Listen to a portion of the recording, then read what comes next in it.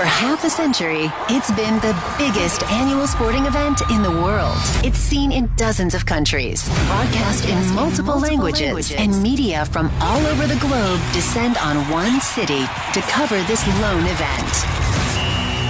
It's the Super Bowl. Robert Kraft, along with Bill Belichick and Tom Brady, have their 27th playoff win and their 8th conference championship together. They're bound for Super Bowl 52 in Minneapolis. For the first time in 13 years, the Eagles are headed for the Super Bowl at a rematch with the New England Patriots in Super Bowl 52. This year, it's in Minneapolis, and Mad Dog Unleashed is all over it. We're broadcasting all week from Radio Row to get you set for Super Bowl 52 between the Eagles and Patriots. Here's your host of Mad Dog Unleashed, Christopher Russo.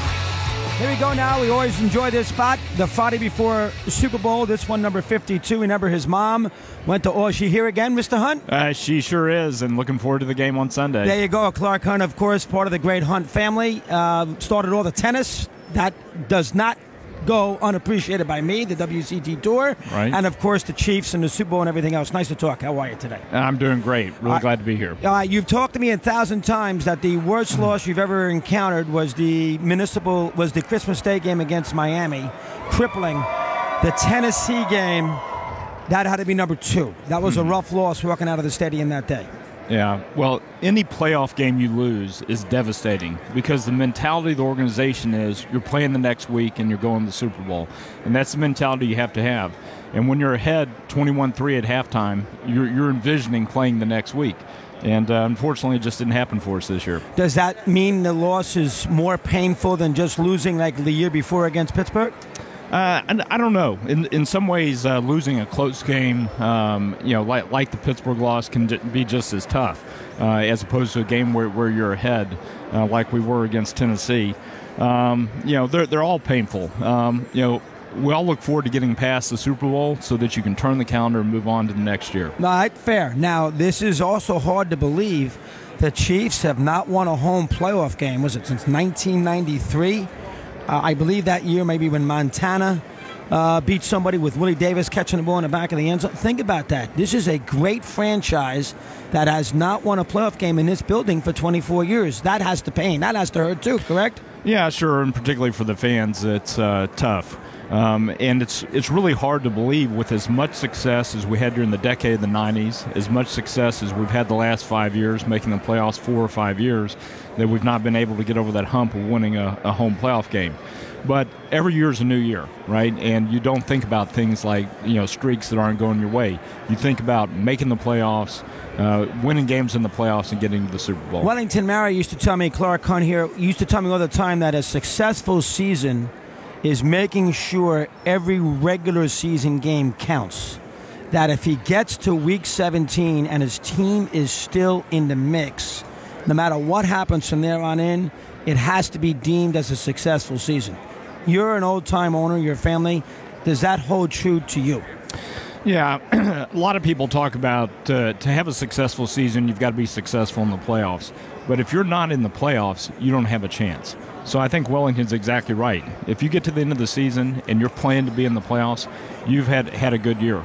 And as we've seen in the past, whether you win the division, have the number 1 seed, have the number 1 6 seed, or a wild card team, you've got a chance of winning the Super Bowl. So the key is make the tournament, and that gives you a chance. All right, obviously you wouldn't say this the day after the game, but when you look back on the year right now, since you won the division, won the 10 games, this probably you have to look at it as a successful season for the Chiefs.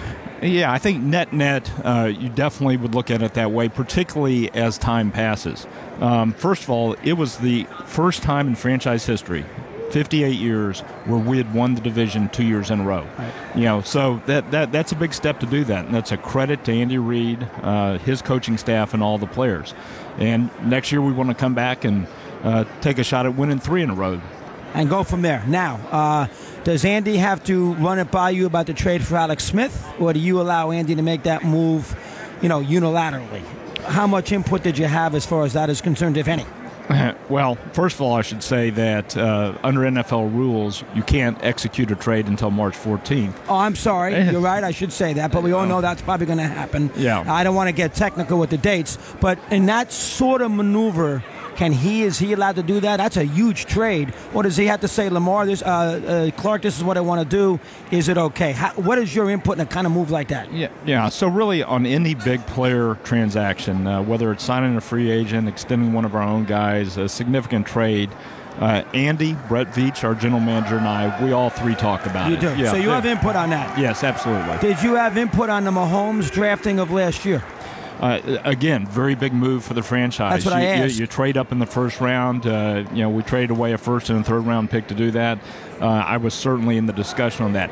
At the end of the day, I always want to let our football people make the decisions, but I want to be part of the conversation so I can understand their thought process, so that when we're looking back and evaluating the work that they've done, I knew what went into it. Excellent. Now, are you at the point where you've been in football a long time where you will look at Mahomes' tape at Texas Tech to have a little feel of what they see that they like? Or you just take their evaluation for granted that this is the person we like? Tell me why you like him, and I'll live with it. How do you handle that from that standpoint? Yeah, so again, very big move for us last year to trade up to get Patrick. I don't typically watch a lot of tape, but in that situation, both Andy and Brett and John Dorsey, who was our general manager at that time, were very eager to have me sit down and watch the tape. Interesting. So I'm learning something. So that's one of the people that you made sure you took a look at from that standpoint. Yeah, absolutely. He's a guy with a lot of splash plays, you would say, in college, and so they wanted to show me some of the things that he could do with the ball. Do you have complete faith? You hired Andy a few years ago. He hasn't really gone deep in the playoffs yet. Does Clark Hunt and the chief organization still have complete faith in your head coach? 100%. We couldn't be happier with Andy Reid. The job that he's done for us over the 5 years he's been with us. We've made the playoffs 4 out of 5 years. We've had 5 winning seasons. Have not had as much success as we would like in the playoffs, but I'll come back to what I said earlier. If you're not in the playoffs, you're not going to win the Super Bowl. All right, that's the chief stuff. Couple things with Clark Hunt around the league. You were on that compensation committee for Goodell, if I'm not mistaken. Were you on that compensation committee with Arthur Blank? Yeah, I sure was. And I'll have Blank on here today, so I'll ask him too. But, boy, I did not like the way Jerry Jones handled that. You guys had made a decision on the salary for Goodell, and he made a big deal about that. Did that cause any kind of split with some of the old guard owners who know what they're doing, and Jerry, who at times can be a maverick? Let me hear your thoughts on that for a sec. Yeah, well, it was not a great period for the NFL. Those kind of situations where you're talking about a key employee and trying to extend them, those are discussions that need to happen in private. And for a lot of reasons, it spilled into the public domain and became very acrimonious, I think, because of that. I think it put Roger in a very bad situation. I think it put the NFL in a bad light. So not a positive situation. Very glad that we're past it, that we got Roger extended. He's done a great job for the league, and I know he'll do a great job going forward. All right, so you weren't pleased there. Do you feel comfortable right now with the fact that the Raiders gave Gruden $100 million as a head coach for 10 years? Does that scare you? Well, sad to have Gruden back in our division. That's a good point, too. Yeah. So he's a very good coach, and we're going to get to see him a couple times a year. But the compensation package, does that scare a fellow owner? It really doesn't. Whether it's players or coaches, the contracts tend to escalate on a year-over-year basis. We have one of the best coaches in the NFL who's paid very, very well. We have him under contract for a number of years. So we're in a good situation, and we'll look forward to beating John a couple times each year. There you go. Chargers in L.A. I'm going to talk to them today, too. I don't think this is going to work. They're a San Diego-based team. That stadium is weird. They're going to be a tenant of Kroenke. Are you somewhat concerned now? You look at the big picture of your league. Are you somewhat concerned about where the Chargers are right now as a franchise? Well, first of all, the Chargers ended up having a very good year on the field. Didn't start off that way, and I think that you took care of them in that second to last game. Yeah, and we went out there earlier in the season and won that game as well. But they were in the mix for the playoffs, and I think that really helped them from a attendance standpoint. Also, the Rams had a turnaround season, and I think that really helped them. If both teams can sustain success here over the next 2 or 3 years, I think they'll be fine going into the new stadium. The new stadium's going to be the best in the NFL, no doubt about it. And I think there are going to be a lot of fans that are going to want to own suites and club club seats and season tickets. Charger fans, do you think the Chargers will do okay too? I do. I think they'll be all right, but part of it is the success they have on the field over the next couple of years. You okay with going to Vegas with the Raiders? Yeah, I am. That was a big step. We talked about it in previous years. Not something that the NFL probably would have done certainly 10 years ago, but maybe even 5 years ago. But times are changing. The NHL's proved that the market will support a team. I think the Raiders are going to be fine there. I know our fans are already excited about making that road trip. That's right. Is there a professional jealousy, Kraft and the Patriots? I mean, I'm Patriot fatigued. I've been doing this a long time. I can't take him. I've had enough. 8th Super Bowl.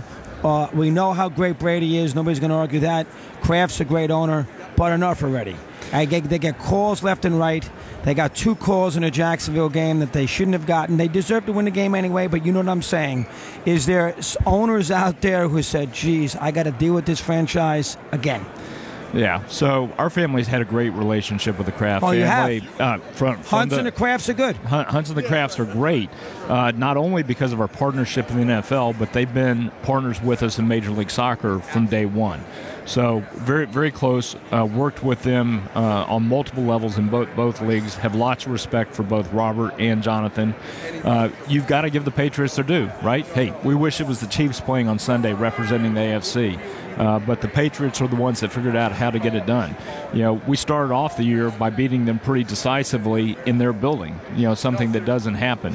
But as often is the case, Bill Belichick, Tom Brady, they figured out how to get it turned around and how to win the important games that put you in the Super Bowl. Think about it. You beat them twice in huge moments.